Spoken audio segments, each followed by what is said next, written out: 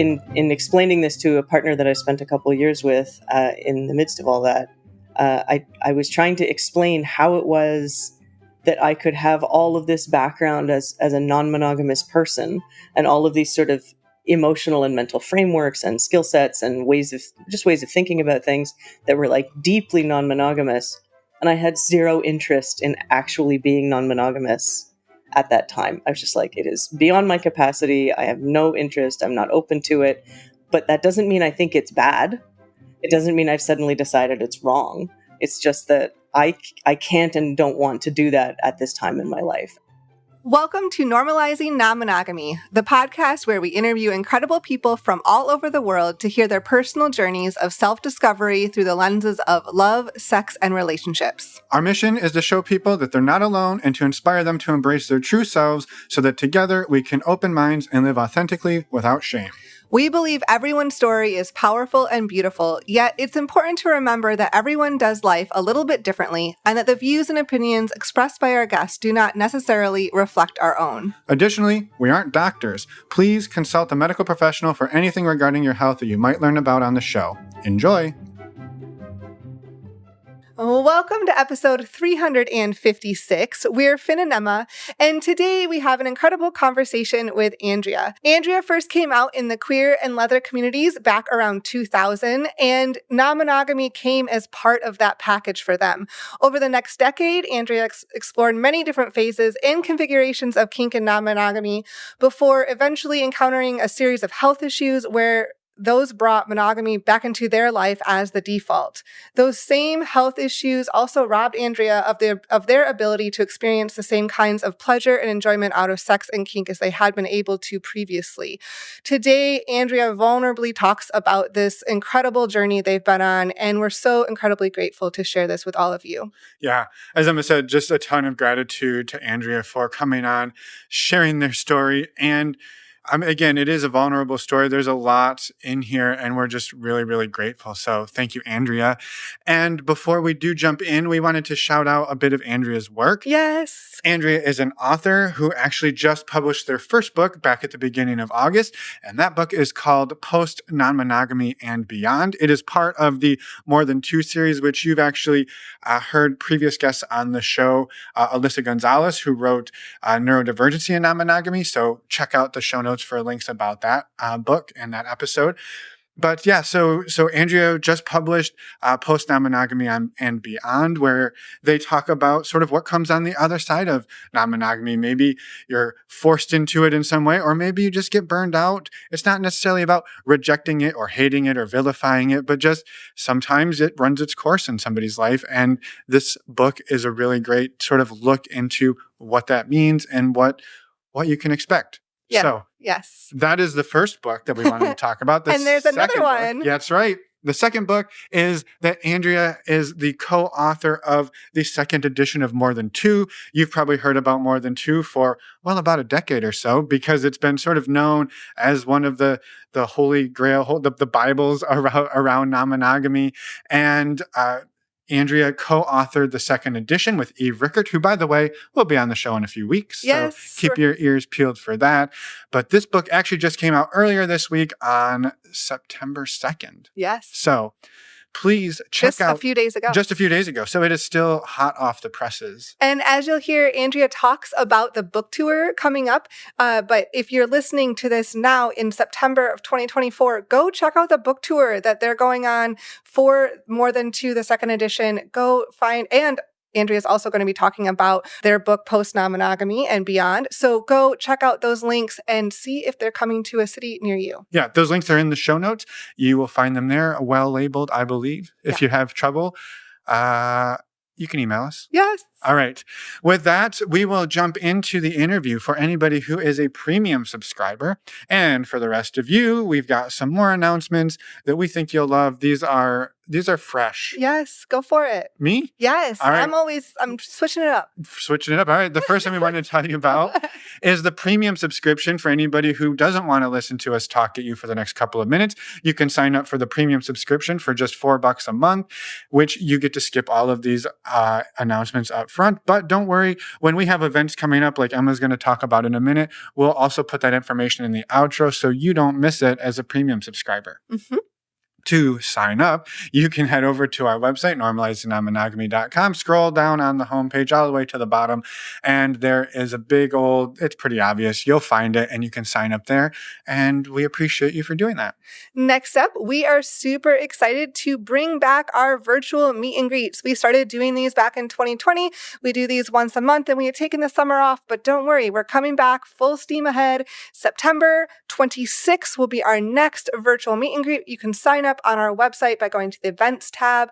Again, these are a 2-hour time on Zoom with a bunch of amazing people. We give you a talking point. You go to a Zoom breakout room with 3 to 4 other people, have 6 minutes or so to talk about that, come back, scramble the rooms, and we do it again and rinse and repeat for about 2 hours. So it's a great low pressure way to meet a lot of different people, and we would really love for you to come join us. These virtual meet and greets are open to anyone. You just must be open-minded and respectful. And awesome. And awesome. Yeah, we love these events. We're super excited to have them back, be on the other side of summer. Not that I want summer to go away. But I love the virtual meet and greets and hope to see so many of you there. To sign up, you can head over to our website, normalizingnon-monogamy.com. You can click on the events tab and you will find out links there. Or at the top of our website, on all of the pages, there will be a big old banner that says something about the virtual meet and greet and how to sign up. We'll recommend you click on that. That's the fastest way to get there. Yes. All right. The next thing we want to tell you about is a little bit about our virtual community. So please don't get this confused with the virtual meet and greet, which is open to everybody. Our virtual community is a little more closed, a little more exclusive. It's also open to anyone to join. It is open to anyone to join. You just have to join. Yeah, you just actually have to join. So to join, you can go over to our website and click on the community tab, and you'll also learn more about it there. But it is full of over 300 amazing people from all over the world. Actually, many of them you will meet on the virtual meet and greets because they love to come and hang out there. That is very true. But inside of the platform that we use for our virtual community, there are ongoing chats. There are tons of different topics. There's tons of different support. We also host a men's group and a women's group. And we're also working on bringing in a new trans and gender nonconforming group, sort of in the early phases of that. We haven't even announced that yet until like right now. So that's coming. But it's in the works. We're cooking it up and we're super excited for it. So yeah, lots of amazing stuff going on in there. We'd love to have you join us. It's just a couple of bucks a month as well. So to join, head over again to our website, click on the community tab, and you can learn more there. And one of the big benefits about that is we actually have an in-person event coming up next week. We do. September 13th to the 15th, 2024 in the East Bay of San Francisco area. We will all be gathering. The community virtual community will be gathering in person for the weekend. We have lots of amazing activities. You can still join us. Just go to that community tab on our website and find out all of the information there. Yeah, there's a link at the top of that page that's like a PDF to the entire weekend of events. And then down below that is how you would join the community. So you join the community, then you come to the community retreat, and then you have a great time. And if you happen to be listening to this after the retreat is over, don't worry, there will be more opportunities. So you're still going to want to come join the virtual community in the meantime. Yes. And the last but not least thing we want to tell you all about is our favorite way to get tested for STIs. We tell you about this every week. And the reason we do that is because we absolutely care a ton about sexual health and safety. We want to save you a couple bucks, and we love this website. So the service Emma and I use is called stdcheck.com. It is fast, it's simple, and when you use the links on our website under the resources tab or in your podcast show notes, it saves you $10, which brings the cost of a 10-panel test down to only $129, and it helps support the show financially. So we are grateful to you for both the financial support and helping be an amazing sexual health advocate out here in the sex positive and non-monogamous communities. Yes. All right. And a final reminder, go to the Contact Us page, reach out to us, send us a voicemail, send us an email. We would love to hear from you if you have any questions, comments, or if you'd like to come on the podcast. We would love to hear from you. And with that, we're going to jump right into the interview. Let's go. Welcome to the show, Andrea. We're super excited to have you here today. We're excited to hear about your story, hear about your work, hear about your new book, and just get to know you a little bit. So welcome. Thank you for being here. Thank you for inviting me. Yeah, totally. Well, for us, for anybody who doesn't know as well, could you mind or do you mind introducing yourself at whatever level you're comfortable? And then we're going to go on an hour-long podcast adventure together of some kind. Yay! Okay, let's do it. So my name is Andrea Zanin. I am an author, these days a first-time author of the new book, Post Non-Monogamy and Beyond, and also co-author with Eve Rickert of More Than Two Second Edition, which is coming out very soon. We're about to go on a big tour, so that's exciting. It's really and exciting. Yeah, and I'm a long time sort of, blogger and person about town in the worlds of queer sex, non-monogamy, and BDSM, leather, kink. Yeah, amazing. And we'll definitely dig into the book a little bit more, but I understanding right that post non-monogamy, I guess maybe just to elaborate on that. So maybe we can sort of frame the conversation we're going to have today and what maybe non-monogamy looks like for you today. And then we'll go in the Wayback Machine and figure out how we got here. Yeah, for sure. Well, I mean, yes, this.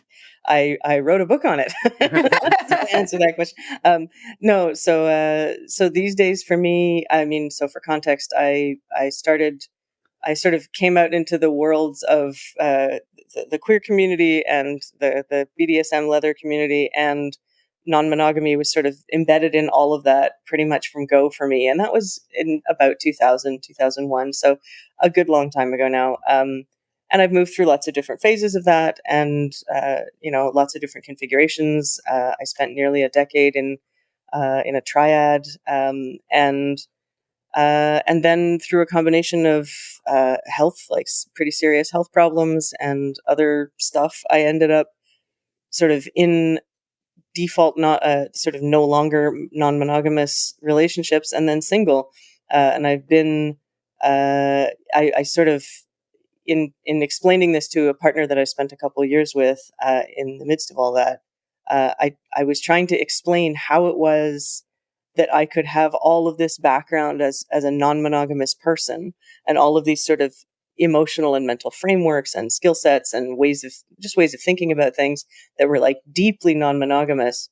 And I had zero interest in actually being non-monogamous at that time. I was just like, it is beyond my capacity. I have no interest. I'm not open to it. But that doesn't mean I think it's bad. Right. It doesn't mean I've suddenly decided it's wrong. It's just that I can't and don't want to do that at this time in my life. And so that got me thinking of, and trying to explain that to someone who is sort of fundamentally monogamous and doesn't get how, like, it was just a very interesting conversation at the time. And it was one of the things that got me thinking about how I would describe the state I'm in now. And that's how I came up with the term post non-monogamy. And through other circumstances, I ended up writing a book on that topic. But yeah, so these days I would consider myself post non-monogamous. Doesn't mean that I won't go back into non-monogamy at some point, but I don't have the appetite for it. I've got a lot of other things going on and my focus is not there at this time. So, it's about sort of retaining that mindset and all of that knowledge and all of those skills and that sort of general orientation to life, but not wanting to act on it and making a deliberate choice not to for my own reasons. Yeah. Yeah. That's amazing, and I'm excited to dig in because I think we've had a few conversations on the show with people who have lived or experienced or been non-monogamous and then have stepped out of it, or even are like, I really just prefer monogamy now, but I brought a lot of amazing tools with me. I bring a lot of the mindsets, and I've now found a way to like weave the two together in a sort of like really beautiful harmony. So I'm excited to talk about all of this. So yeah. And I'm just to clarify, so like where that leads you today is, do you feel like you're more focused on a lot of other things and on yourself and more single? Are you seeking out monogamous relationships in that way? Like, I'm curious what kind of where you fall on that line. Yeah. No, it's a good question. So, so in the book, I talk about it as being, you could do either one, right? Like it's not about what your current status is, right? But, exactly. Yeah. For me in particular, I'm single at this time, and I'm not seeking. That doesn't mean I'm entirely closed, but I'm not doing anything active towards looking for partners of any kind. And, Yeah, and there's a bunch of reasons for that. Partly it is just the other projects I've got going on, but like, let's be real, I think we've all had the experience of being like, I'm so busy, I've got so much going on, I don't have time to date, and then like, ooh, look at that exciting person, and that happens anyway Yep. because you make space when somebody shows up who sort of, Yes. I Yeah. want to say, deserves that space, and that might be I don't Earns know, the space. They earn the space. they earn this, or they pique your interest enough that you sort of, your life parts Yep. see a little bit and make space for them to enter, and you find time that you didn't know you had, and that sort of thing. So I'm never arrogant enough to think that I get to direct the universe that way. Like, I can't tell what's coming, but I'm not seeking, and I'm actively enjoying being single. So Yeah. yeah. I love that. I also I get a little chuckle when you say you find the time you didn't know you had, and I'm like, or you start neglecting the things you shouldn't to make time that you didn't actually have. But I've never done that. I've never done that myself. I just allegedly this can happen. You never forgot to do the laundry. Yeah, I get that. I'd love to go back, whatever, 20, 23 years ago or so, when you come out into the kink, leather, queer communities. Was non-monogamy on your radar, or was that sort of like a byproduct of being in these other spaces and leaning into these other parts of yourself? A little of both. It was, so my experience was that all these things came together. They were a package, right? Yep. And I'm Yep. aware that you can come to either any one of those things on its own and through different routes. But for me, it was really all of a piece. It's sort of like, as soon as I emerged into the queer world, I was, meeting the kinky people, and a lot of the people, kinky and otherwise, were non-monogamous, and that was just sort of like part of how everything rolled. Yep. And it was, interesting for this podcast. It was normalized, right? It was just like a normal part of. It's not like everyone had to, but it wasn't seen as completely unusual or weird. Yeah. Any of those things, really. And so it was actually a bit of a trip for me as I started, doing more reading in these areas, or seeking out sort of specific groups, to realize that for a lot of people they were separate, and that my experience wasn't typical, if you want, but so I think it's sort of like I was finding a lot of answers to the why am I not quite fitting into how everybody else is doing things all at once and from all these different places at the same time, right? Yeah. Like if I grew up as a teenager in a pretty restricted little world in the suburb where, everyone around me was essentially straight and monogamous, and kink was something that you found in the back pages of the weekly newspaper. And so I was aware that at least that was out there, and I was like, I think that's me. Yeah, I think that sounds about right. But I had no access to it. I had no access to queer people or queer culture. And so sort of funny enough, the way that I found all of this, and I'm not even kidding here, is I joined the circus. Amazing. That's amazing. I love this. Yes. It sounds like a joke. It's not a joke. I was living in Montreal, and I, through various channels, I ended up getting a job, my first sort of career job at Cirque du Soleil. Wow. So yeah. What an unexpected little nugget of this was my introduction. Cool. That's that's so cool. Yeah. Yeah. It was really, so, I here I am joining the circus, and thinking I'm going to get my first real grown-up job, and then showing up and being like, there's clowns and acrobats.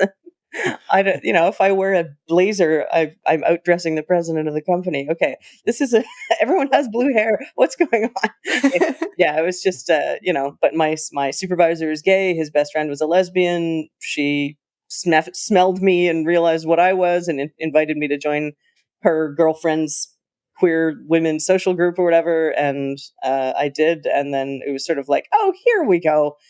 Now everything makes sense. And it wasn't so much like, I think for some people, it's sort of like, you kiss a same-sex partner for the first time, and all of a sudden the angels sing and everything makes more sense. And that wasn't it for me. I'm too queer for that gender marker alone to be the thing that makes the difference. But it was a community. It was an ethos. It was like a way of being, and a way that people talk to each other, and like a whole sort of slew of new ideas around what sex actually is, and how to talk about it, and what consent is, and who's in charge of doing what. And it just sort of blew all of the paradigms that I'd been raised with out. And I was like, oh, this all makes so much more sense. Yeah. I can be myself, right? I don't have to sort of shave myself down to fit into what I'm supposed to be doing. Yeah. And that just applied across the board, right? It was sort of like who I wanted to do it with, how I wanted to do it, and how many all at once. Like, Yeah. yeah. What an amazing first job to fall into. A place where all of a sudden you're like,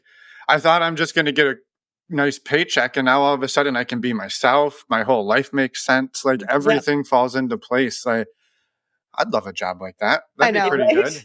Yeah, and it spoiled me, right? Like, I mean, I worked at Cirque du Soleil until 2005, and they're a big company, and they started to act like it, and it became less of a.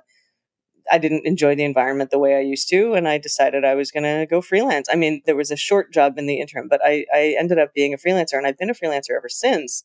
Because, like, what do you do after you work at a circus for 6 years? You work at a bank, like it, you know. Yeah. There's not many other jobs that Your are list of like, applicable yeah. skills are very unique. Yeah, well, no, to be fair, I wasn't a performer. Okay, I should clarify that. No, I don't. My brain went to the fantastical places. Like, oh, okay, I was not in the sequence. Okay, that was the other. I was not the clown. Yeah, no, I was a. I'm a translator and editor, and obviously Cirque du Soleil as a Quebec-based business has needs in language stuff. Yeah. So Yeah. that's how I got in. But yeah, no, I've been freelancing ever since because working for me, at least I still have one flying around, right? Yeah, that's right. Yeah. I love that. I'm just curious, like, was there a moment for you, whether not even necessarily just the non-monogamy, but just the entire sort of package that you've kind of described that you remember like the aha moment, or was it this slowly like just collecting like, oh, consent's there, oh, this is okay, oh, that, and like it slowly became normalized, or was it just this like starburst of like, oh, I was at this place and this thing happened and I just knew? There were various sort of aha moments. I mean, as you can imagine, in those first couple of years, there were quite a few, but it was never like it. I don't even know how to describe it. I felt at first like an anthropologist or like some sort of observer, right? So I had a couple of really abusive relationships in my teens, and I had chosen to become. I was like, I am going to be single and celibate. I will potentially have like one night stands or whatever, but nothing more than that because I'm picking the wrong people and I need to get my head straight somehow to not do that anymore. And so, I decided I was going to do that for at least 1 year or until I felt like I was sort of better equipped. And I found like this whole, everything I just described to you happened at about the midpoint in a 2-year period. Wow. So I'd been single and celibate for a year. I showed up and found all the queers and I was like, okay, this is a new world. Things work differently here. Like flirting doesn't work the same way when everyone is in a more or less same-sex group as it does in sort of heterosexual environments. Okay, so how does it work here? Like, what are the clues? What are the signs? What are the signals? How do people tell each other they're interested? What do they do once they are? Like, and so I ended up in this position where I spent a year more or less in queer community and making lots of friends. Like I'm friendly, I like get along with people, and so meeting tons of people. I got involved in a bunch of different volunteer occupations, and like suddenly I was put in charge of things, and I was like, I haven't had sex with a woman yet. Like I was like, do I really qualify? Am I missing this piece? Yeah. Am I a real queer? Like, do I count? Yeah, I mean, like, I think a lot of baby queers sort of ask themselves those questions, right? I'm not certainly the only one there, um, but the truth was that I was sort of just figuring out how the social rules worked. What was all the unwritten stuff, And after I felt like I sort of had my head around all that, then it became more easy and intuitive to slide into relationships and into sort of fun sexual situations and have adventures and stuff. But it wasn't like there was one like, boom, oh my God, right? Yeah. I had a bit of that around kink, not so much because I had been actively kinky in past relationships and in the ones that I was pursuing. But for me, kink had always been something that I did in the bedroom. Like that was like a private thing you do with your person or your people. Mm-hmm. But I did have a moment where the first time I ever went into a kink club, and that was because my girlfriend at the time was an exhibitionist, and she really liked to get dressed up, and she wanted to be seen. Like that was a kink for her, and so I was like, okay, like I mean, it's not my thing. To me, this is like putting on clothes to go do a thing when I would normally take them off. I don't know, but sure, it's your thing. I'll put on a black dress and we'll go, right? And so I ended up going to this club with her, and I did have this moment of sort of arriving there and the way that it was like a doorman sort of did a little deferral kind of thing to me. And I was like, I know exactly what to do with that. Huh. Interesting. Okay. And then we walked into the club and I was like looking around and there's like a million things happening. And I'm like, I don't know how to do any of those things, but I think these are my people. I think I need to like this. I feel like I belong here and I just need to take lessons on that weird thing they're doing over there or whatever, like it was sort of like this very like, yes, like a feeling of walking into a place that already felt very familiar, even though it really, really wasn't. So that was kind of that aha moment of like, oh no, I fit in here. My next job is to figure out exactly how. Yeah. That's really beautiful that you had that experience that like, and it sounds like, over the course of joining the circus and then those, finding the queers and your people and like it was evolution over a bit of time of like, okay, I'm going to try this and I'm going to say yes to this and I'm going to say yes to this and see what resonates. And like you're also, I imagine in your early 20s at this point. And so like, curious, young, trying to figure it all out, take in the world and how like cool that you were able to have that experience in those ways and to be able to go kind of at your own pace. It sounds like you didn't have to like, you jumped in, but you didn't have to do it all on day one. Like you said, I'm curious. I fit in here. Yeah. Let me see what happens. Yeah. Yeah. No, I was very lucky to have that kind of access. I think it would have been really different if I'd lived, for instance, like rurally or if there was other barriers for me. No, I was definitely very, very privileged to live in a big, sexy city that had a lot going on and frankly, to meet some really lovely people. Like, some of whom I'm still quite close with, or at least in touch with today, it's, yeah. Well, it sounds like too, Andrew, you were trying to build a lot of trust in yourself, right? Like I'm not picking the right people, slow down, figure out what's happening here. Like learn to trust myself. And like, I just realized I resonate with that. It shows up differently for me, but that ability to like trust, am I okay going into this space? Not necessarily because I don't trust the other people, but like I'm worried about my own self. Am I making the right, decisions, or are they safe decisions, or whatever the narrative is? So that really landed. I appreciate that. Well, and I also, to be fair, I also had a lot of naivete. Like I've always been non-binary in my soul. I was like the only 12-year-old girl in the weight room at the gym when so it's not, I'm not, I wouldn't say I strongly identify in the woman box, but I certainly look that way to most people who see me and was presenting that way when I was coming into these communities. And I was, I was naive and not in the sense that I was stupid. I just didn't really know what I was getting into. And so, like at the time, the big thing was Yahoo groups, right? And so here I am posting on the Yahoo group, like, hi, nice to meet everybody. I'm a 23-year-old bisexual woman and I'm a top. And like, of course I got inundated with people who were interested, but it wasn't like, all that is that like our entire culture fetishizes youth, right? Like it's not, I was just like, oh, they're also friendly. Okay. Like,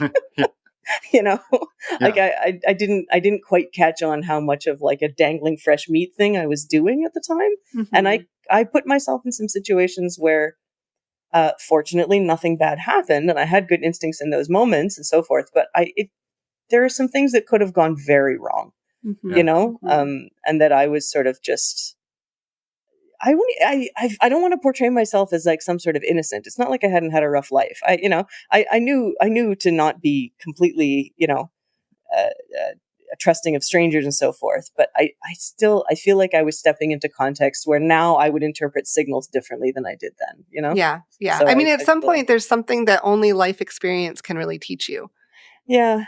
Yeah. Ways, yeah. Well, and certainly in communities where there's a lot of unwritten rules or where or where where the rules might actually be even written, like actually written, but that doesn't mean everyone follows them, And so I felt a lot safer. And I don't know if this would be true now, because I don't spend a lot of time in kink related clubs and stuff. But at the time, the way it's set up, I felt like when I walked into a kink event of some sort at a bar or whatever, I had the experience once of some guy reaching out and saying, oh, I it would be so much nicer if you just had your strap down and like pulled the strap of my top down on my shoulder.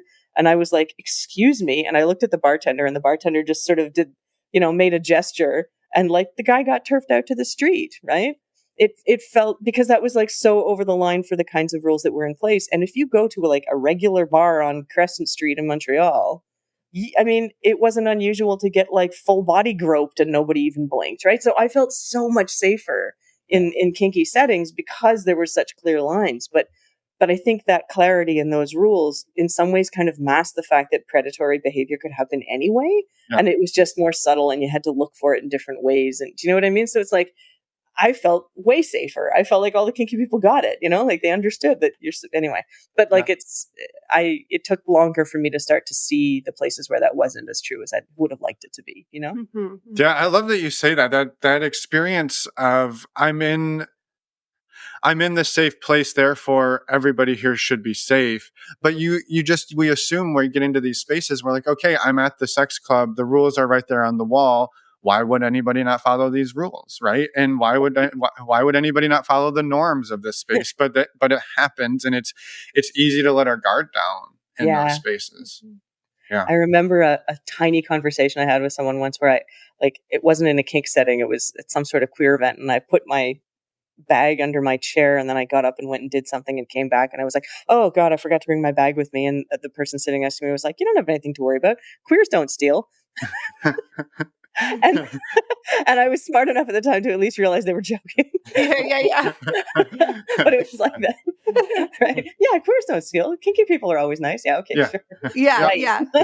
We're just immune to humanity. That's how that works. Yeah, no, it's I love that. Well, I'm curious where sort of the journey takes you from this point of really like finding trust in yourself, coming into your own, whether they're one big aha moment or lots of little ones, but you're now kind of doing it, living it. What is it? What comes up for you, and what does this bring to your life? No, so I mean, I got involved. This is where I sort of have to filter and figure out how to not tell you the entire 3 books worth of story. Yeah. So I joined a bunch of different organizations. I did a lot of volunteer work. I got involved in leadership of various kinds, and I was running smaller organizations. So I just was like very, very in. I had finished my undergrad. I went back to school and I did a minor in sexuality studies because I was like, I feel very curious about all this. I'm reading a ton of things. I'm experiencing a ton of things. Things I'm reading aren't always lining up with what I'm experiencing. So there's like obviously a split here between like sort of theory and practice, or what researchers think is going on versus what's actually happening. Yep. It got me curious sort of from a scholarly perspective. So I did this minor in sexuality studies, and it was my first experience of going to school and being like, it's not enough. Like the schooling I'm getting is not enough. I was like, I'm past undergrad. Like I need the next level, whatever that is. And it took a number of years for me to get there. But that's when I ended up deciding I wanted to do grad school and to study gender and sexuality in that way. Right. So it's always been this sort of twin, like personal experience and sort of scholarly interest at the same time for me. And so in that period of time, I was doing a lot of, just continuing to explore, being really involved in queer communities, partnering. I think I often ended up in situations where I was partnered in some sort of serious way with one person and then had lots of other adventuresome things going on. And just learning my way through what non-monogamy was and looked like, and the sort of, I want to say, deeper variations of it, like what happens when things get more serious. And I had this period of time sort of in the sort of 2005, 6, 7-ish range where I started to feel like I was doing a lot of snacking and I really wanted a meal. Mm-hmm. And I don't, if that can, not to objectify people, but it was, so I ended up meeting the person at that time who I refer to now as one of my 2 best exes, who, we fell head over heels in love very quickly. I ended up moving to Toronto at the same time as he moved to Toronto. And we ended up moving in together, and we were together for about 7 years. It was sort of like the complete package. Like this was a person that instead of being like, I have a romantic relationship with this person, and then I have these kinky play partnerships with these other people, and it was sort of like all in one. We had a full-time DS relationship that was like really deep and meaningful. And fairly soon after we got together and it became quite serious, we hooked up with another person as well. And so we ended up in this full-time DS triad. And that lasted about 2.5 years. And it was like this incredible, beautiful learning experience with its challenges as well. And when that relationship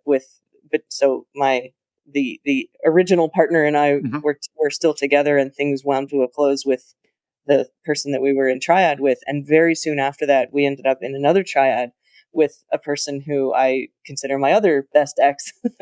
And the three of us are still very, very close, and we spent a lot of time together today. But we were together for about 3.5, 4 years.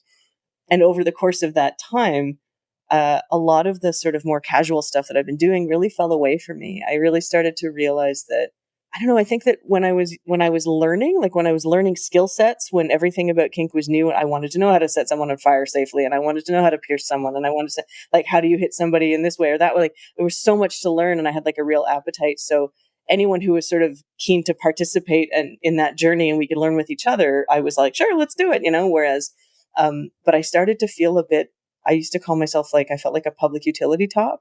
It was like, like everyone, you'd show up, you put the coin in and go on the ride and then go away. And I was just like, oh my God, okay, I've done this 5 times. I'm hungry and I'm tired. And yeah, it's not doing it for you, maybe. Return flow. Yeah. But being in these full-time DS partnerships, I was like, well, there's the return flow, right? Like I am pouring out my energy and it's coming back to me, and like, okay. And I started to lose my appetite for doing it in more casual ways. And that's in some ways for me indissociable from the fact that I was also in increasing levels of chronic pain at this time in my life. And I didn't know why. And it was getting worse and worse. And that continued into, I started a master's degree in 2009. And it was like really rough. My body was just always sore. And that, continued for years until I finally was diagnosed in 2012 with a rare spinal cord tumor. So It turned out to be quite a serious thing. Like, it's not a kind of tumor that's trying to kill you, but it's very persistent and extremely painful. And so I ended up having surgery that year to have it removed. And that was a big deal. But it's, in some ways, that sort of 2010, 11-ish onward was the beginning of the end for me of like really making sex and kink and non-monogamy stuff the big focus of my life. It's always been a priority, but it was, when your body's screaming at you, it's really hard to be excited about having sex, let's say. Or you got to listen to your body. Yeah. And it ended up like, so I had that surgery in 2012. And then I had, a few months of recovery from anesthetic and sort of getting back into my body. And within about 8 months, the pain came back. And it got worse. It was worse the second time around. And they couldn't figure out why until 2015, when they finally found that it had started to regrow. And nobody can still today, I don't know why it was that I spent 2.5 years in like crippling, and I really say that literally, crippling amounts of pain, with nothing showing up on scans anywhere. But in 2015, they found that it had begun to regrow. I had a second surgery to remove it a second time, and radiation treatment this time to eradicate it or make it not be able to grow back again. And then I had massive side effects from radiation. And so I sort of wasn't really myself and really able to sort of what I consider sort of perking up from that ordeal until late 2018. Yeah. So this is like a many, many years journey of where like chronic pain and dealing with the medical system and dealing with constantly being poked and prodded and tested and, injected and biopsied. Like, it was just like so much interaction with the medical system. And it sort of, for me, really changed my relationship to my body and to the experience of pain, which had been fun before. Right. Yeah. This was not fun. No, it was not fun at all. This was like a big, so there, and there were these like twin streams of like, I have all these skills that I've learned from kink for managing pain and for understanding consent and how it is you should treat a body and so forth. And then being in this medical system that does not work that way. And like, over and over encountering these situations where I was like, you should have asked before you did that. Or like, it was just such a different way of having a body. And that really became my main experience of it for a long time. And then I was feeling more myself, and my relationship that had carried me through that ended. And I was, heartbroken and alone. And then a year and a half later, the pandemic hit. So, you know, it's like, it's quite like that. Oh my God. And so I started writing, funny enough, I started writing a memoir about pain. And the different kinds of pain, like the really exciting, fun, chosen kinds of pain, and all the things I'd learned about that, and chronic pain. So I've, and that's a back burner project right now, but it's I have quite a lot written for that. Because it's central in my mind, right? Yeah, well, because you've had both experiences to the extreme in some ways. Like, to the extreme, like, I mean, really, like super intense chronic pain and dealing with medical, and so many weird parallels, right? Yeah. Like around breaking the skin or tattooing, even like when you get radiation, they put little ink dots, they put tattoos like you. So I showed up to get tattooed without being told ahead of time that that's what was going to happen, so that I would have little dots on my body for my radiation treatment, right? Which is like so different from like having a dream and then waking up and drawing a thing and deciding where it needs to be on your body and then negotiating with an artist and paying them. And you have this whole like it was just such a radically different to be just, you show up at an appointment. Okay, well, hop on the table. We're going to put your tattoos on. Excuse me, my what? Yeah. When were you going to tell me that? Oh, it's in the pamphlet, like the one you gave me 5 minutes ago, like that one that I didn't that I haven't read yet because you just gave it to me. Right?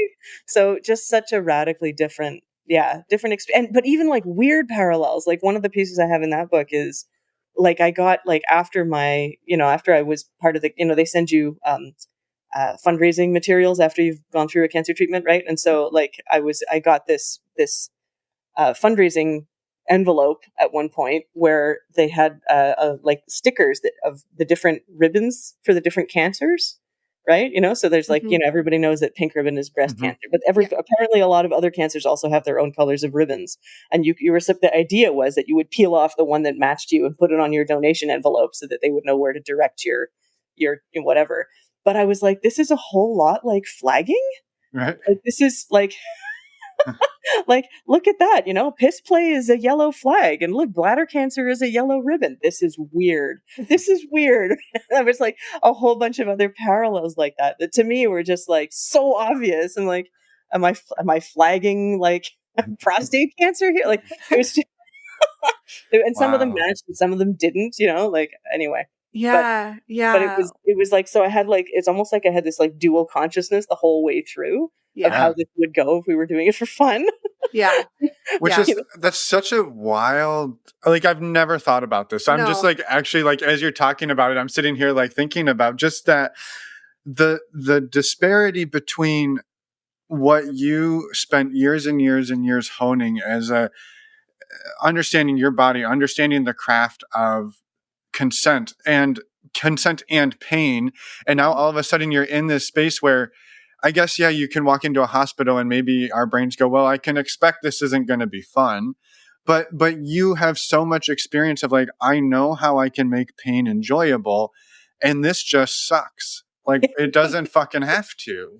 No, yeah. Well, and also even like just like the politics of consent and touch and bodies and respect and like understanding when someone's vulnerable and when they're not. And some medical practitioners really get it, right? And some just don't. It's like they've never heard of a body. They've only ever heard of a textbook, and what you are in front of them is a specimen and you're not human. And that's like really different from the person who's like, okay, take a deep breath and we're going to do this. You just tell me when you're ready. You know what I mean? Like there's just like different ways that can happen. And I'd bottomed enough in my kink journey that I knew also how to process pain to a point, right? So I had all these like masochist breathing skills that I could bring into these experiences that were like absolutely non-sexual and really unpleasant, right? But but in some, like, it sounds, I mean, first of all, I'm really sorry that you had to go through that. Like that is, it sounds like that time frame from 2010 to 2018, or let's just say 2010 to 2020, like that decade sounds incredibly difficult. Yeah. And I'm really sorry that you had like that had that experience. And I can also, I don't know, appreciate in some ways like the decade before of all of that stuff that you were learning, how it helped you. Oh, for sure. And at least like you had that, not that it was fun or by any means, but like having those breathing techniques, like you said. Like, can you imagine if you hadn't had that? I wouldn't wish my own experience on my absolute worst enemy. And I say that having really thought about who that might be. Like it's, it's really, And I am glad that I had the tools, and there's so much that's so broken about these systems, like about how the entire world understands consent, which of course then has to be filtered down through medical situations. Mm-hmm. There's so much broken that it's overwhelming to even think about sometimes. Yeah. And I'm glad that I had some tools going in, but like, no, it didn't make it okay. You're totally right. And it also had this weird effect of like, I don't think you can ever really compare experiences in this way, but I also was like, when you've experienced incredible pleasures, like just incredible, unusual pleasures that a lot of like the majority of the population has never had the kind of sex that I got to have. Do you know what I mean? Mm-hmm, yeah. And I don't mean that to sound horrible. I would like everybody to get there if they wanted it, but for me, I'm aware that it was a bit rarefied to have had this like decade of experiencing like just amazing, like group experiences and fisting and incredible, like, transcendent moments in kink and like, having a familiarity with every sex toy under the sun. And like, I mean, just having access to all of this incredible, just physical pleasure and joy and sense of community and, being held by amazing people in these experiences and sharing them and learning them. And, and it's sort of like I had a very far way to fall into the depths of pain and discomfort, right? Like a high contrast kind of experience. So, you got to see the exact opposite, the polar opposite side of that coin, and you knew what it could be, and then to know that it wasn't well, and to get quite tender for a minute. I mean, it's also like I had a tumor growing on the nerve sheath of my spinal cord in my lower back. And those are the nerves that inform sexual sensation, right? So it's not even just like, oh, my shoulder was really sore. It's like, my sexual response changed. And there are parts of my body that are numb now that I can't feel because I've had surgery there. And there are, like it changed how I pee. It changed, like, there's just like, I mean, there's, and I mean, I'm fortunate that I'm as recovered as I am and can still experience pleasure, but like, it could have gone even worse, and I'm not unscathed, so it's like very, I don't know, it almost like the story almost writes itself. You know what I'm saying? There's there's a certain drama to it that I would never have chosen, but at least I can write about it, so but so all of this is context for then being in this situation of like, okay, the fuck do I want next? Like, now what? Now what? Yeah, for sure. And then to add complication, the world goes into a global pandemic. Like, right? And so it was this strange, it was like a strange journey for sure to sort of be like, okay, I'm very tender and I'm very sort of freshly healed and I'm single and I'm not really sure maybe I'll just peek out.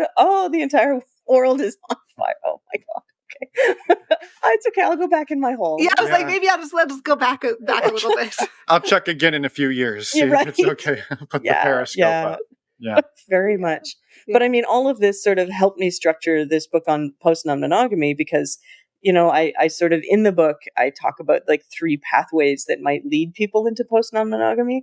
And one of them is low sex drive or lack of sex drive in my formulation here. And I'm not saying that everyone has to go through all 3 of these or any of them, but these are the big ones that I could see that sort of felt like they might be kind of universal. So low sex drive or lack of sex drive, stress and trauma, which covers a huge amount of ground, but I think really plays into it for a lot of people. If like life just happens and non-monogamy becomes less of a priority because of it. And then or even the third a possibility. One was, well, yeah, absolutely. Right. Yeah. And then the third pathway that I'm positing is contentment and solitude, which I actually really found eventually. And I think that a lot, maybe not all, but I think those 3 general large pathways can account for the ways a lot of people end up in a situation where they have been non-monogamous for a time and choose not to for another time, whether it's permanent or temporary, right? But like because I certainly don't think everyone's had my experience, and I don't think you have to have had all three of those. I did have all three of them. But I also think that each piece of those can sort of apply way, way, way more broadly, right? Like they're broad categories. And I think if I think of the people I know who are in a state that I would call post non-monogamous, a lot of them come through one of those pathways or some combination of them in their own ways, like however their life looks, right? Like their version of stress and trauma might look vastly different than mine did, but nonetheless, right? Whether it's I don't know, a family crisis or a financial crisis or an accident or an assault or, past trauma that they suddenly have to deal with as a middle-aged person, or, caring for an elder or whatever. Like there's just so many things that can happen that are outside my experience, but that fall under that general category, right? So I was like, I'm not the only one. Like, I'm not the only one who's ended up here, right? There's just so many things. And I think you can get there at any time, but I think you're probably more likely to from sort of middle age onward. Yeah. Just because of how much life can happen. I was just going to say, because more life can happen. Yeah.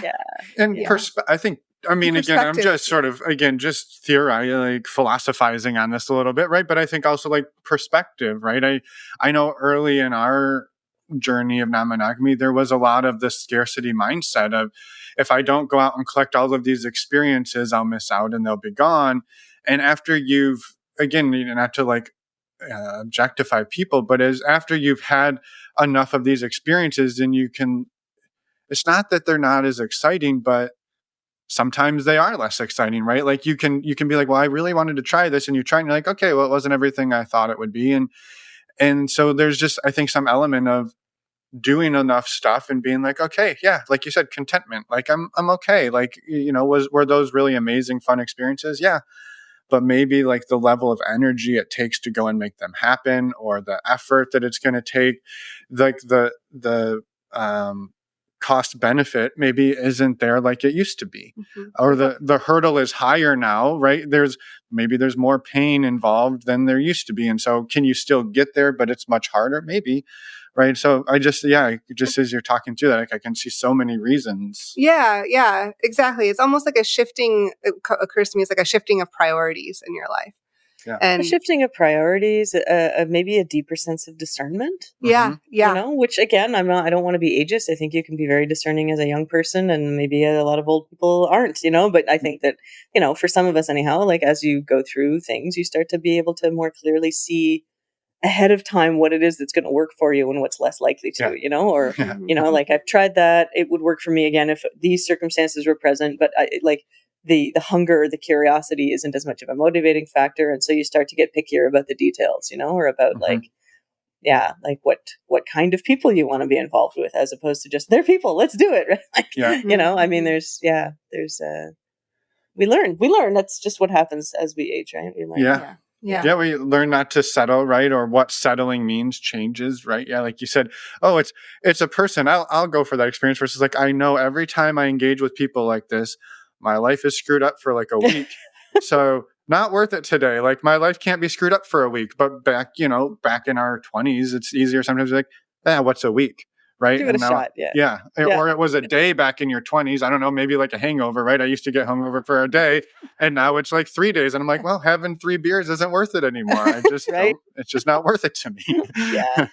Well, and I think also just our tastes change, and maybe become a little more rarefied in terms of like what we're interested in, and what would be. Yeah. I mean, I don't know. We just learn. We develop, and some of it. I mean, I don't even want to sort of code this as like a narrative of progress, right? Like I think sometimes we just hurt and jaded and scarred, and maybe it's not all sort of everything gets better and more careful and picky, and so you always get the best. Maybe it's not that. Maybe we also don't always make better decisions as we age because we're too screwed up from the bad ones that happened before to recognize the good ones right in our face. I mean, I'm not. We've each got a story, and I hope it's always a progress narrative. I just I don't totally. Well, I mean, I will say even just our own journey, right? There have been times where we step out of it for months or years. There's been family stuff, and we just step away from it for whatever reason, and we come back to it, and it looks different, and and that is a lot of managing. Are we able to step away from it in a way that isn't like hurting other people, or we understand that there is going to be fallout with other people, and how do we manage that, right? Like because it's not just us in the world of non-monogamy. And I think that's the tricky piece of it is, you can step away from something to protect yourself, but inevitably that's going to impact other people in your orbit. Depending on what your configuration is at that time. Yeah, for sure. Yeah. It's not. And I mean, I also, like, I go back to my roots as a blogger, and I came up with the idea of polynormativity a long time ago now, 2013, I think it was.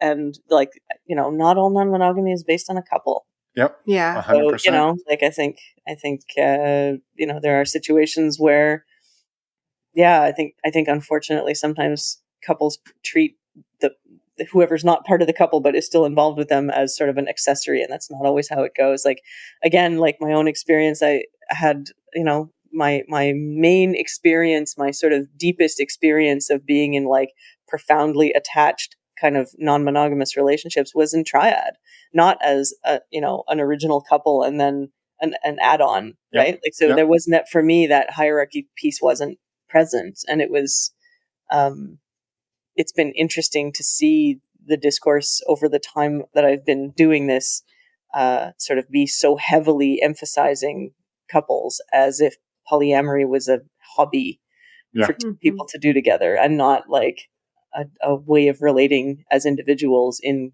various configurations, right? So it's been so I mean, it sounds like for you too, pulling back might look like pulling back to a couple, and for me, pulling back looks like being by myself, right? And that's for other people, maybe pulling back might be closing a triad, let's say. Yes, like I love that distinction. Thank you for pointing that out, because it is true. It depends on your configuration and where you're at that point in your life. And what you can sustain and support, and for sure.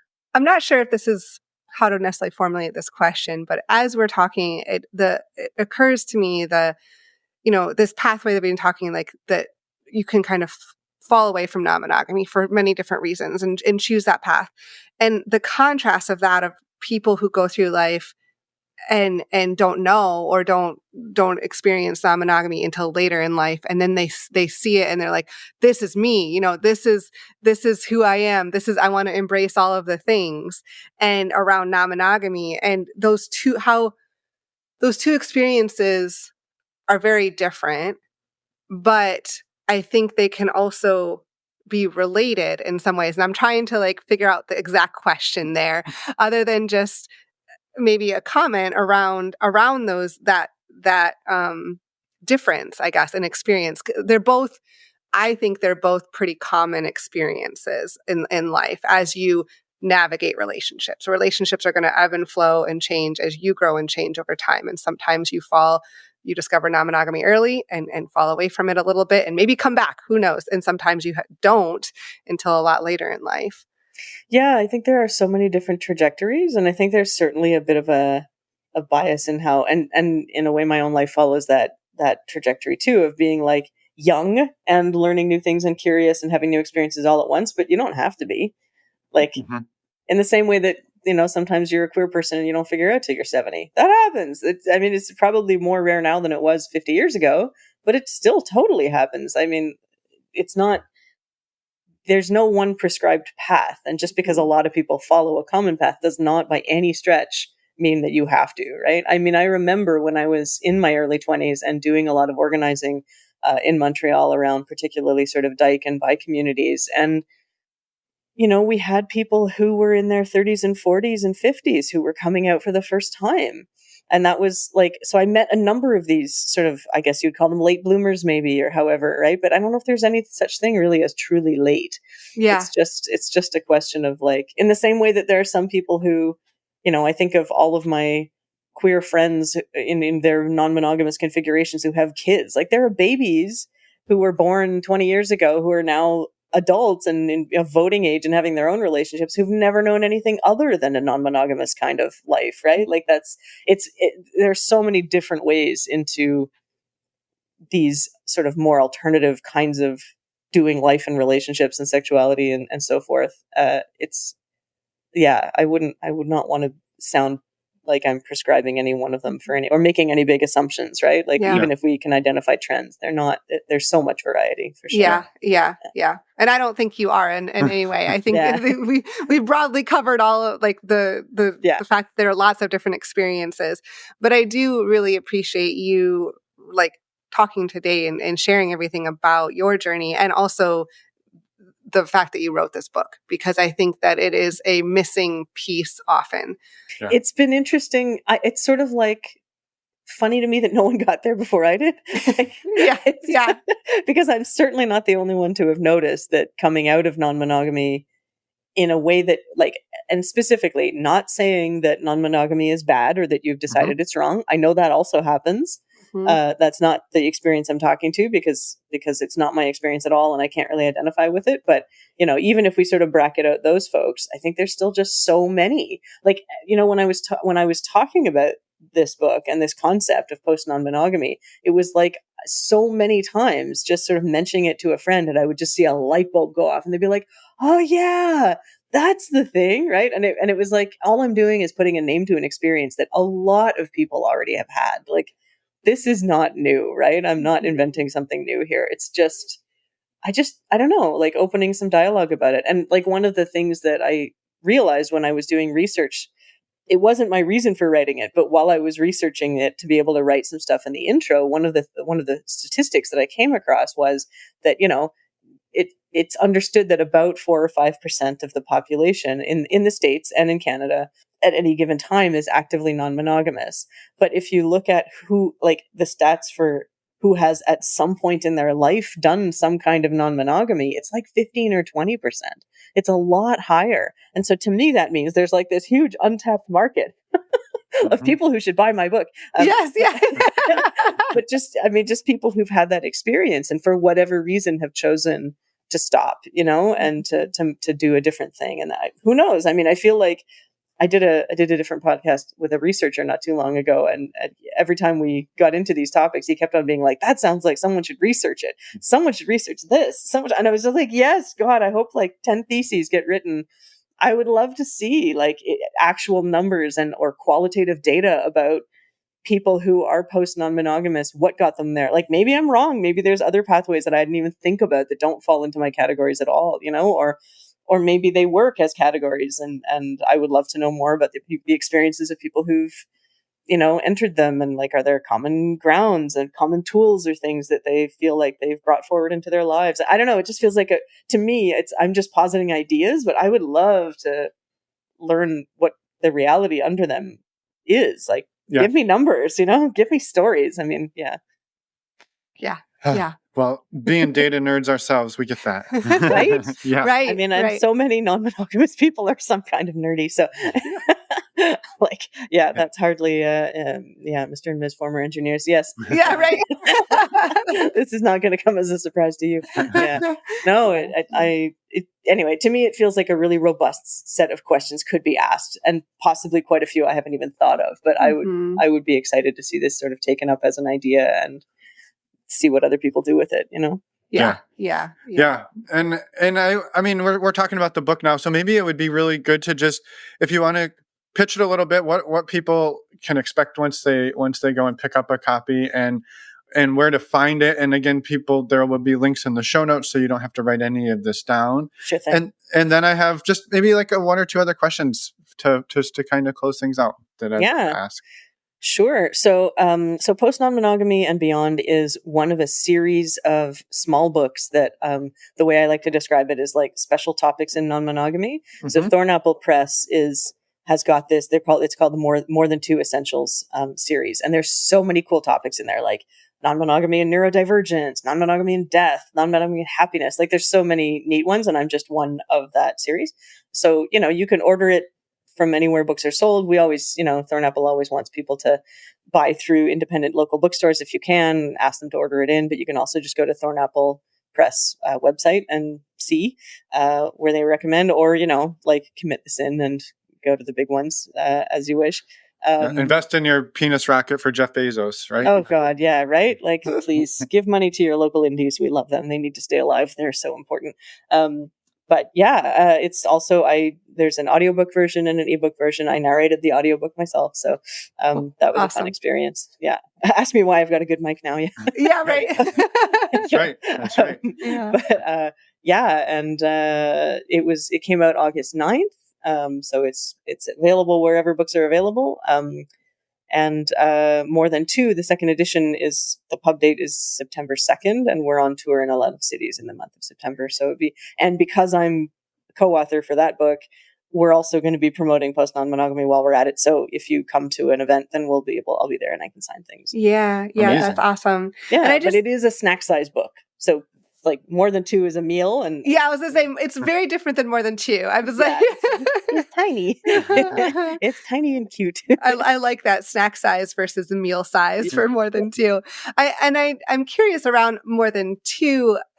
I know this is probably its own like big story, but high level, kind of how did you get pulled into that, and what drew you to working that book with Eve? Yeah. Well, I mean, funny. Yeah, I sort of backed into it in a weird way.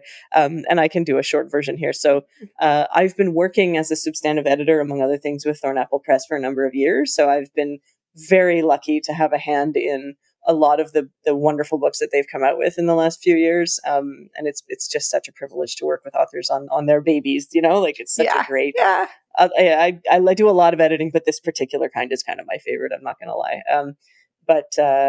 So I have a history as a blogger, and so they sort of leaned on me to write, and I was like, I don't want to write anything. I've got nothing to say. And I find this is how I ended up writing Post Non-Monogamy. It was like, I'm not even doing it. What can I talk about? Wait a minute. Maybe that's what I could talk about, right? So, but in this process, so Eve Rickert, my co-author and the brains behind the publisher, is wanted to come out with a second edition of More Than Two on the 10th anniversary of its original publication. So that's this year.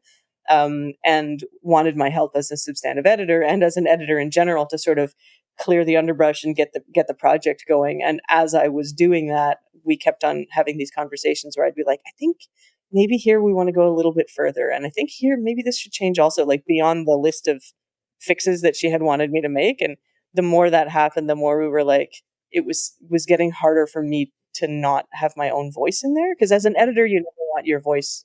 You're not trying to write someone else's book, right? Yeah. You very much keep it in somebody else's voice, and anything you do should really reflect them and enhance what they're doing. And it started to be difficult to do that with the scope of changes that seemed to be needed.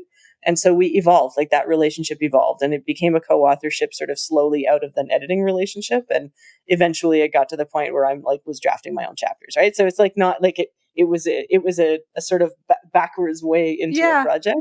But Eve and I have worked together for many years now. And so there was already an established trust, and and they were already doing a book that I was doing on my own. So they could see that I was able to write and not just edit. And, it was just sort of like an interesting evolution over the course of a few months' time. And I don't know if I've done co-authoring work a little bit in the past, but honestly, it was such a great experience and a lot less difficult than you might think. Like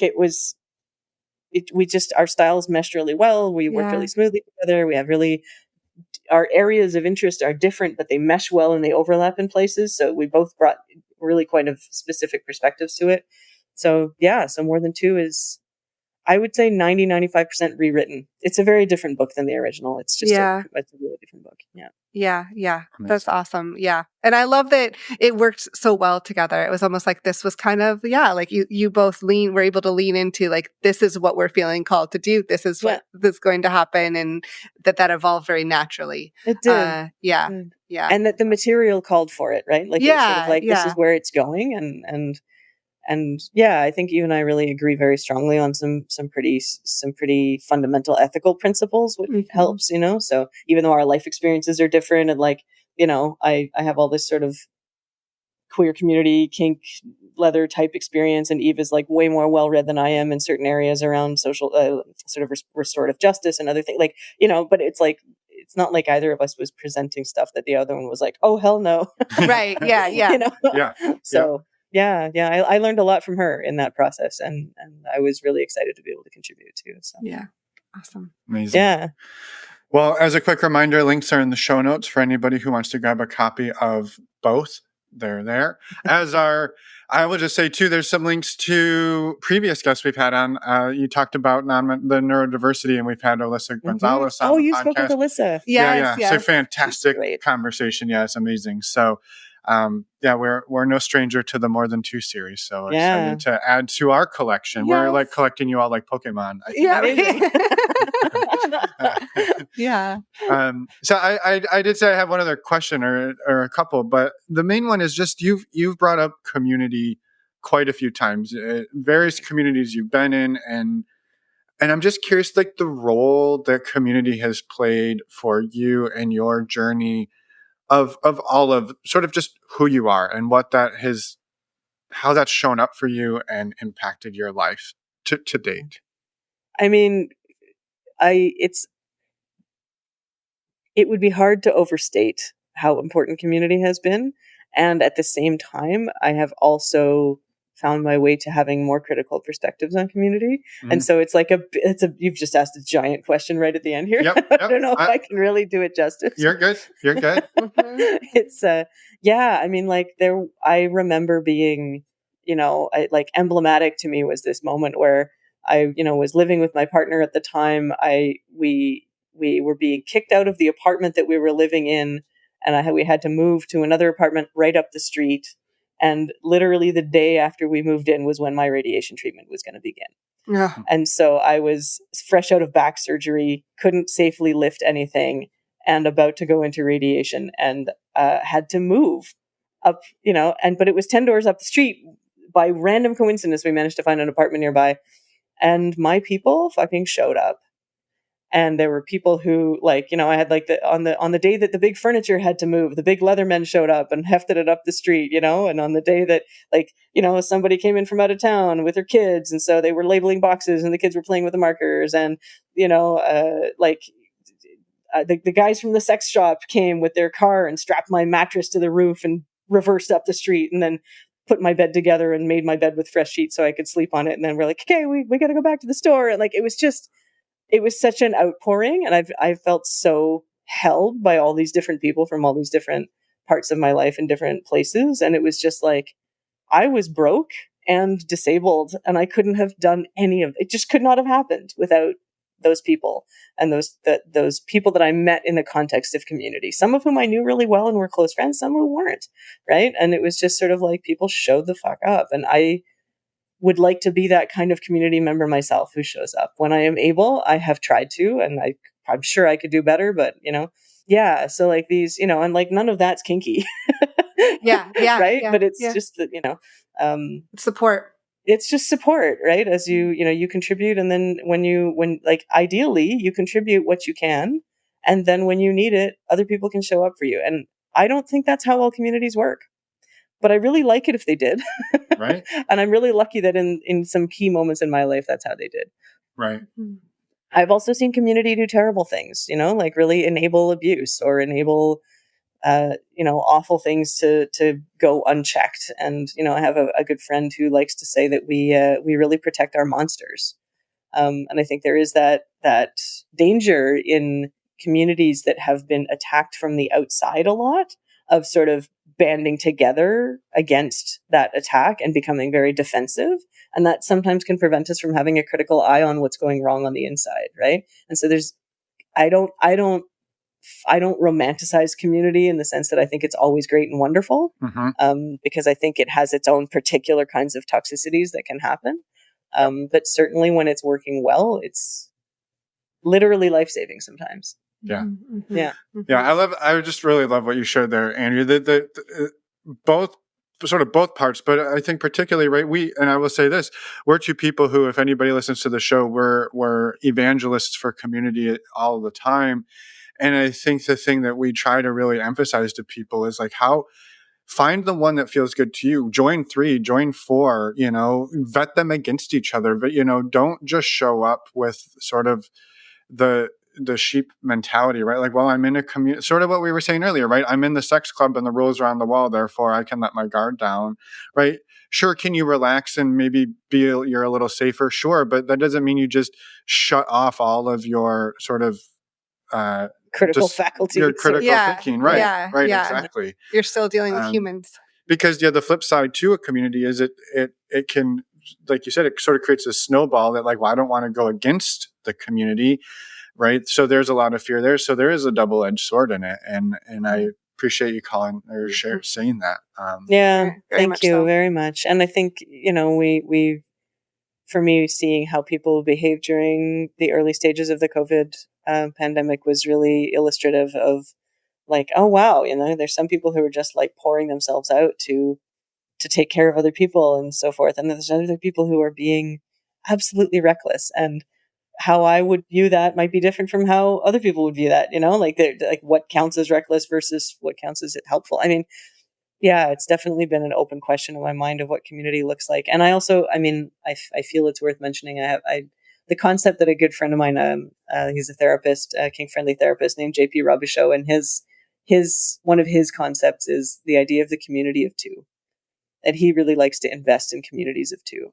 And it's an interesting way of framing friendship, but I think it's not just about friendship. It is also a way of cultivating deeper connections in community that don't sort of rely on a group dynamic, right? Like that you can be a member of a community and that you can focus on these smaller communities of two within it. And I think in the last few years, that's certainly, I'm no longer doing the kinds of organizing work that I did. I ran I co-organized an annual Leather Day conference for 10 years, and that's long in my past now, and I'm not going to be returning there. So, other community endeavors I used to be involved in, sometimes up to a dozen organizations at once, and right now it's 0.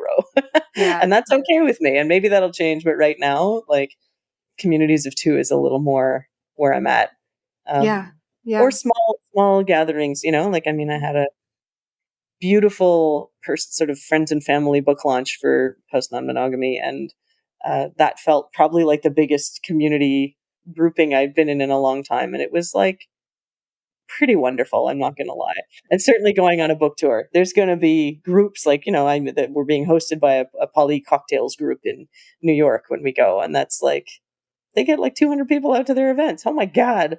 Right. Much respect to these organizers. Right? I can't do that anymore, but it's nice that they're there, that we could just show up and, a different way of being held. You know what I mean? Yeah. Mm-hmm. Yeah. And I love what you bring up of like this concept of both, like, and that it ebbs and flows throughout life. So right now you're in this space of, no, I'm really focused on a lot of these like communities of two dynamic, but that doesn't mean the others don't exist and I can't have these beautiful experiences, but they look different now than they did in past for you. And that's okay. Like and just noticing how that can ebb and flow and change as we live life. Yeah. Really. And as our priorities shift and move and that kind of thing. Yeah. And small group dynamics, I think, are really beautiful. This is going to sound like it's coming out of left field, but one of my weird little passion hobbies is tea and tea tasting. And I recently started a very small group, and I've called it the Queer Tea Enjoyment Society, QTs for sure. Oh, that's awesome. Yeah. And we have tea parties, and that's like 5 or 6 people and no more. And everyone brings a tea, and we bring a pairing, and then we discuss how the tea tastes and how that we show the dry leaf and the wet leaf, and then we have it's very nerdy and it's very delightful and it's tiny. And you can't really do a tea party with 50 people. Like you could, but you're going to lose something very on the way because it's so small and focused, right? Yeah. So there's kinds of community that I'm still, I guess, involved in. When I say 0, that's not entirely true, right? But like, it's not 0, but it is way smaller and way more circumscribed, I think, than like showing up at a kink club with 1,000 other people. Right? Yeah. I really appreciate all that. I think we've learned for ourselves how valuable community is, and I think in some ways it just like pops into my brain. Right, it's been a supportive factor in shifting from codependence to interdependence, because we're looking then to our individual communities, even if we've shared some of those, right? But to start to peel back and go, okay, you're going to land with your people, I'm going to land with my people, and then we come together, versus like, well, all of your people have to be my people and all of my people have to be your people. And so there's just a lot of really interesting dynamics that happen here. And I don't know, we're big community advocates, and so I just picked up on a lot of that being a big part of your life, and I'm just glad we got to talk about it. So Yeah, you're right. Absolutely. All right. Well, maybe the next time we have you on, we'll just do like a deep dive into community or something. That'd be hella fun. So I don't know. We'll do a community roundtable with some other community organizers. Oh, that'd be that. great. Yeah. And I'll be the curmudgeon in the corner going, I don't organize anything anymore. Yeah. Leave me alone. Don't trust them. Yes, it's all Kool-Aid. Don't drink the Kool-Aid. Yeah, but yes, you do. It just looks different. Yeah. You just do the 5 to 6 person community or 2-person community. So yeah, no longer still the big really leather conferences. Right. Yeah. Amazing. Well, We need all of it in life. balance in all things. Yeah. Thank you so much today for everything that you shared and just for this lovely conversation. It really meant a lot to dive into the things we did. So Thank you. Yeah, appreciate it's your been time. delightful to chat with you. I really appreciate you inviting me. Of course. Is there anything that we haven't asked about or talked about today that you want to get out into the world before we let you go? Not that you don't have your own way to put it in a book and send it out there, but yeah. I don't think so. This has been a lovely conversation, and you guys ask really beautiful, open-ended questions. So I will just leave it at that and not open a new one because we'll be on for another 25 minutes. You don't know me. You don't know me. All right. Thank you, Andrea, and I appreciate that. Have a wonderful rest of your day. Thank you. You too. And we're back. Thank you so much, Andrea, for everything again that you shared so vulnerably today and just for all of the amazing work that you've put out there too. We're excited to promote the books and hopefully send people your way to the book tours as well. Yeah.